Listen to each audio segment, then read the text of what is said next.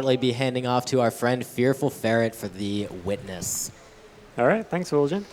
I'm Fearful Ferret. This game is The Witness. It's really pretty, and it's a fantastic puzzle game, and it's a pretty chill run, so we can just get started pretty quick here. Hopefully my mouse sensitivity is going to be somewhat similar to what I'm used to because this game is very sensitive to that, so we'll try getting it going. All right, we ready for the countdown? We ready?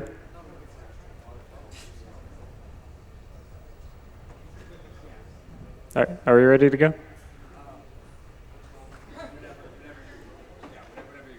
All right. Ready for the countdown? Okay. 5, 4, 3, 2, 1, go.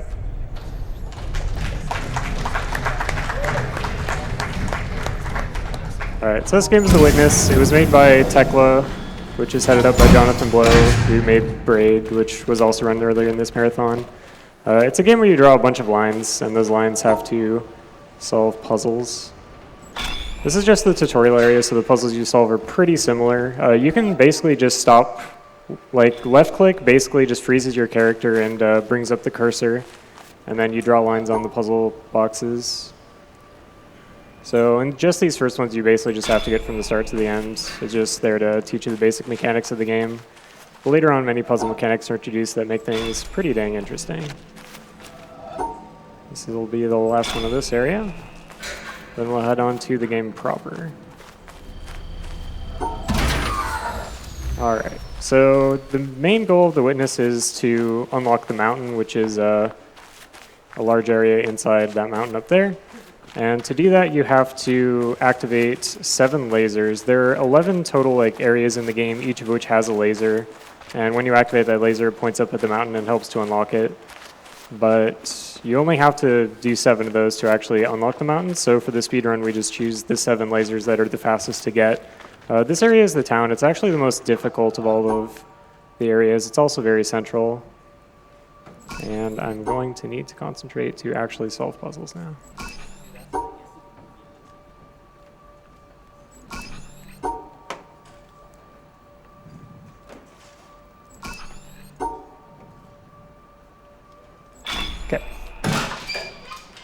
There are a lot of different mechanics in the game, and the town basically brings together a lot of those different mechanics. So there are mechanics that sort of are brought together in the town that aren't combined anywhere else in the game.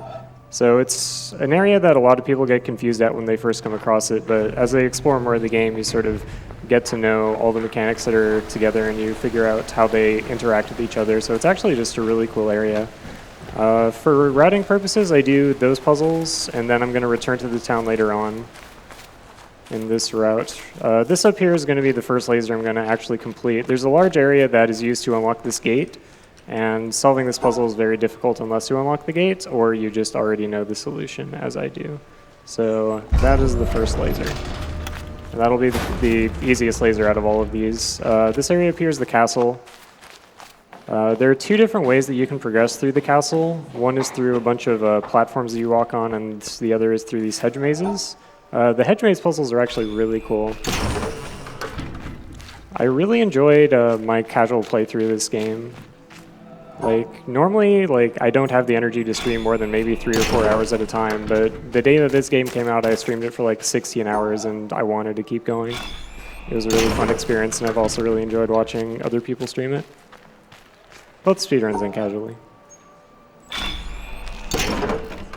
For a lot of the puzzles in the game, there is only one valid solution, although for some of the mechanics, there are multiple valid solutions that can pop up, in which case, for the speedrun, we have to figure out the solution that's just the fastest to input.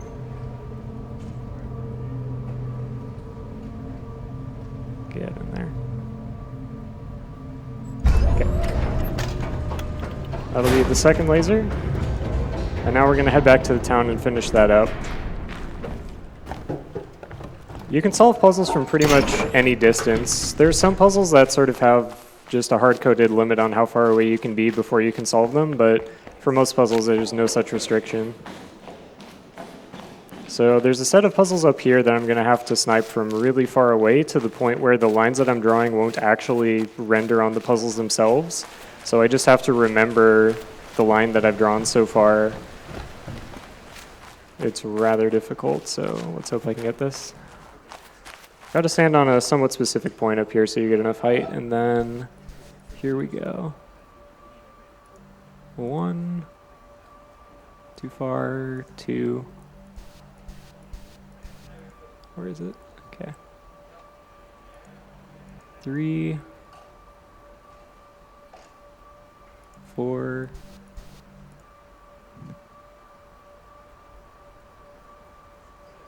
Yeah. Without any visual feedback, this is pretty difficult to pull off. There we go. Yeah, nice. Yeah, for those puzzles, you pretty much have to feel for what you're doing because you really do get almost zero visual feedback. I mean, you can like count notches that you're moving over basically, but it's almost entirely by feel at that point.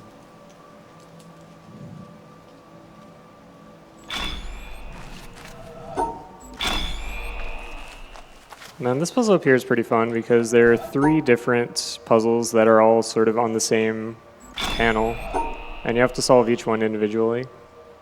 And they all have different mechanics behind how you can solve them.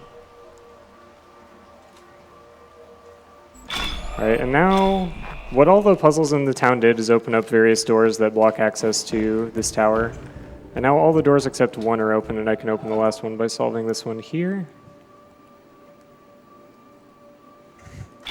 There are some angles where, especially if you're far away from the puzzle, it's really difficult to move your mouse in the way that'll actually get you down the area you want. But that'll be that laser there. We'll have some time for some donations while I travel to the next area. For sure.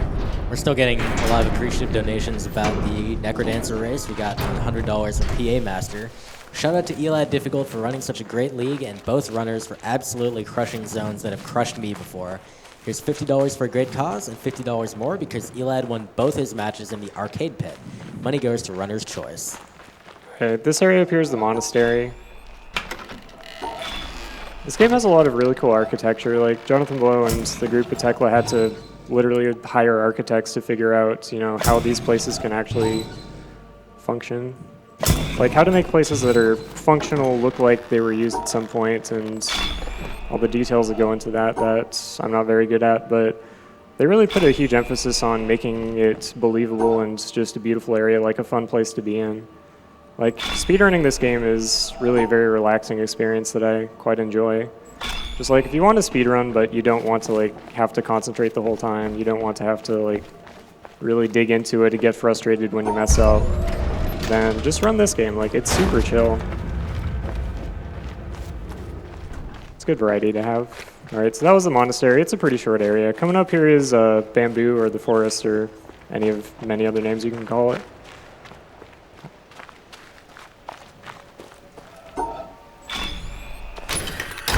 This is one area that I think gives a lot of people trouble in their first playthrough, going through these puzzles here. It's quite entertaining.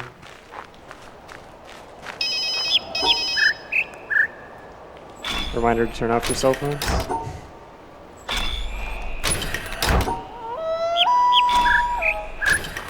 Alright. So we're gonna sort of bring together 2 areas. This up here is the greenhouse, and that back there is bamboo, and I'm gonna do half of bamboo and then most of greenhouse, and then we'll finish up bamboo when I'm nearly done with greenhouse, and then we'll finally get the laser for greenhouse at the end.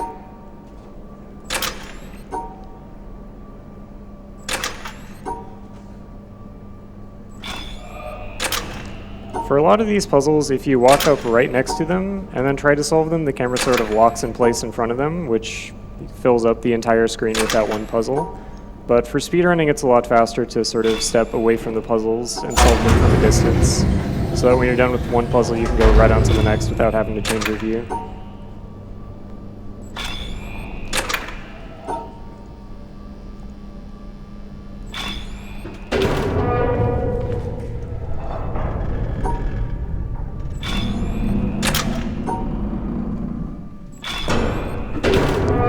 Alright, so now up here there's going to be an elevator. You have to ride the elevator all the way to the top to be able to get the laser, but I'm going to do a little bit of routing, so I'm going to send the elevator up to the second to top area, which is just accessible from an area you can walk to from outside.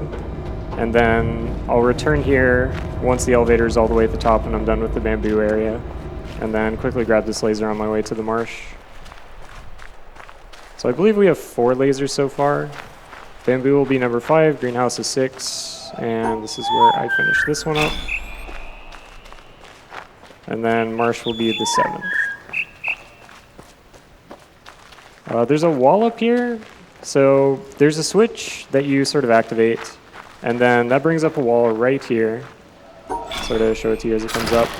As soon as you activate that, an invisible wall appears where that wall comes up.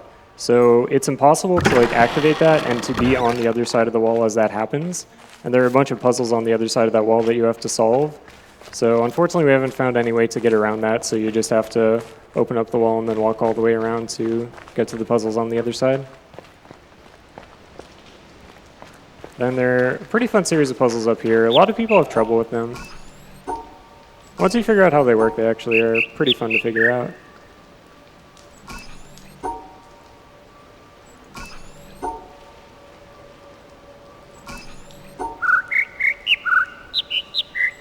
Alright, now I'm just going to head up here to grab this laser and then finish up the greenhouse laser. So as I'm doing that, we have time for some more donations. Sure. We have $10 from Archon of Fail. It says, just wanted to get my donation while Volagent's doing donation reading. Thanks for being awesome and getting me into speedrunning with Bastion. And donation goes to Religion's Choice, which is still Super Mario World low %. We also have $10 from Vector Spectre. I've had to use a few sick days as I've caught a case of the hype from this week's awesome marathon. Hopefully I'll make a speedy recovery before I meet my put my donation towards naming Sabin John Cena for the FF6 since hustle, loyalty, and respect doesn't apply to the little engine that could. Punch that ticket to Suplex City. Alright, now coming up here is the marsh. The marsh is actually a very long area when you go through it casually. There are a lot of puzzles in it. It takes a ton of time to get through, but not too long ago, Zimbabwe found a pretty cool shortcut, which I'll allow him to explain as I execute this. Yeah, so the laser is really only hidden behind a gate from one direction that you're only supposed to be able to access once you've gotten the laser. And you can actually see the puzzles on it from way over here. And so similar to the snipe that he did in the town, he's going to sort of feel his way through it and unlock this gate from the wrong side and then access the laser very, very early. This took the swamp from being one of the longest areas in the entire game and the entire route for this game to being one of the shortest. I think that's the longest distance snipe that you have to do in the speedrun. Those shapes you have to create are pretty simple. But from that distance, like, you have to figure out where your cursor is, just like how many pixels over it's moved.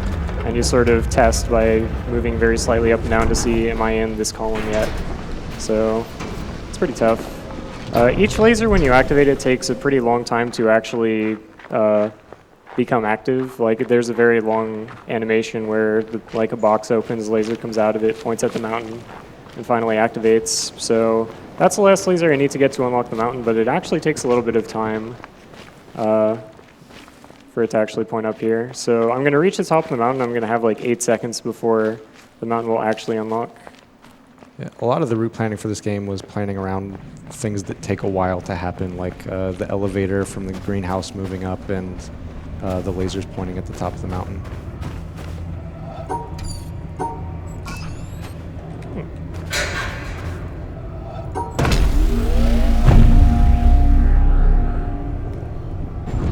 This is where we get to the mountain, which is definitely the most interesting area. It's got a lot of puzzles that have elements that really only appear once, and this puzzle right here to unlock the mountain is a great example where it's a puzzle that's very, very easy, except you can't draw through things, and there are these two statues of guys, so you have to find like which angle allows you to draw lines that allow you to solve the puzzle, which I quite enjoy. That's a pretty common theme throughout the game, is having to find the correct, not just the solution to the puzzle, but the correct angle to input the solution. The mountain has a lot of sort of one-shot mechanics that are really only used once, but are used to really great effect. And here's a great example where you have to solve a puzzle, and the puzzle that you solve, like the line becomes the path that you walk through this next area. And then these have some rather mind-bending attributes.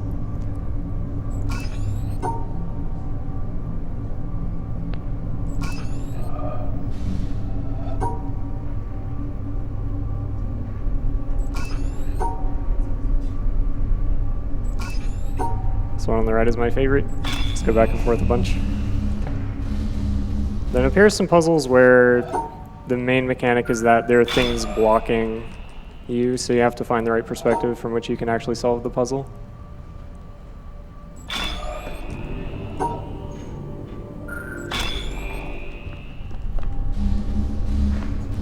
So I drew this line on the floor, which allowed me to solve all those puzzles, but not all of the puzzles are accessible from that, so I actually have to resolve the puzzle with a different solution to be able to get the rest of the puzzles in this area and actually make it to the exit. And then these up here are pretty obnoxious. It's very difficult to even just see what you're working with, and only by trial and error can you actually figure out where all of the puzzle elements actually are positioned. Then these you just have to do from a really awkward angle.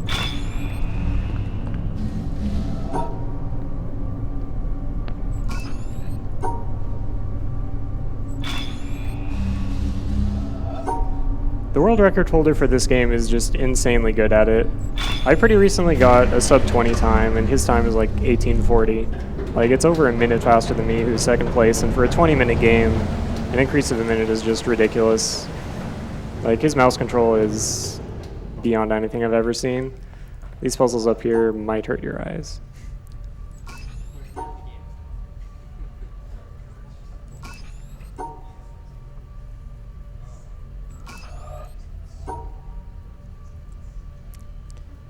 I do have a couple donations from some friends. Do I have some time for those? Sure. I have $500 from Jay Frick. Have you ever seen me with a sandwich? Why would you think I want a sandwich? Donation goes to Ferret's Choice. And $250 from Lieutenant Hummus. The Witness is one of my favorite puzzle games of all time, and I'm glad to see it run this time around. Also, please tell Fearful Ferret to please go easy on me during our upcoming Spy Party match. This $250 goes towards Runner's Choice. Did you guys know that Lieutenant Hummus once came second place in Omegathon? I just had to give him his daily reminder. All right, so here there are a series of puzzles, and you have to solve all of the puzzles simultaneously with the same line. And as you solve one, more and more pop up, so you have to find increasingly complex solutions to the same set of puzzles. And then this puzzle right here is actually my favorite in the entire game, where it's the same as that last room where the line that you draw is the path that you can walk on. But to be able to get to the exit, you have to create a series of solutions which allow you to be able to walk back and forth, and also open up freedoms for the other line that you can draw, such that you can ultimately draw a line from one of those positions to the exit with all of the puzzle mechanics satisfied. It's a really entertaining puzzle, and actually has a sort of hard mode version that is also really fun to figure out. Yeah. If you haven't played this game before, it's weird to pitch it and to sell it, because it's a game where you draw lines to solve puzzles, but it gets really, really deep. There's so many mechanics, and the way that they get mixed together in the individual puzzles is just really, really interesting. Yeah, it's a fantastic puzzle game, and it's got some deeper stuff going on, more about abstract concepts and the idea of having epiphany, right? Figuring out that something's there that you never realized was there, and now that your mind has said, oh, this is a thing, you look around and you see that thing all around you. And the town is a great example of that, because you wander in and you see all these symbols on the puzzles that you've never seen before, and you have no idea what they mean. And then as you wander around and come back to the town, you realize that, oh, I know what this is now. I can do this. Coming up in this next room are going to be two puzzles. Did I not solve one? Whoopsie. All right.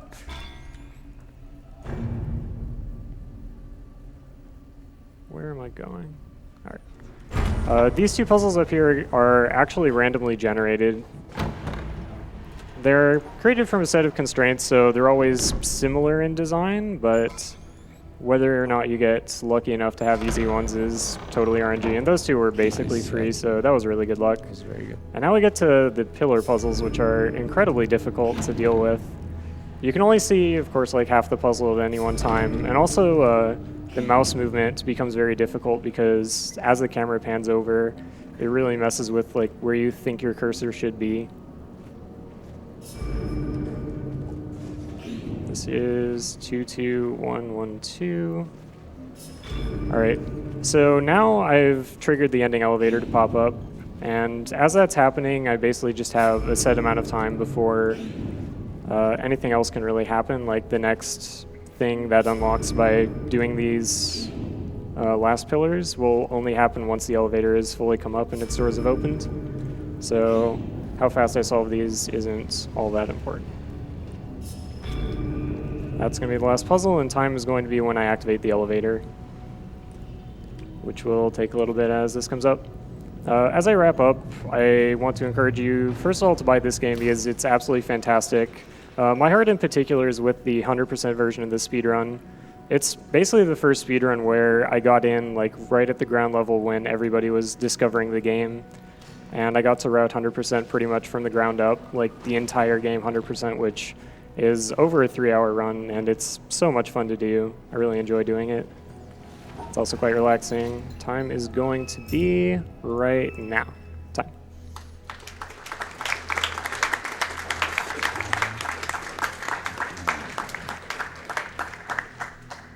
All right. I also want to give a plug to another excellent puzzle game which I played recently, which I honestly believe is just the best puzzle game ever made. Jonathan Blow has also said that it was at least the best puzzle game released this year, and The Witness was released this year, so clearly he thinks it's better than The Witness. It's called Steven's Sausage Roll. I was a beta tester on it. It's so fantastic. Please check it out. It's by Ink Repair. It's called Steven's Sausage Roll. And with that, we're going to go through some rather difficult setup for the co-op Trine 3 run with Seeking and Pro Gaming with Ed, so stick around for that.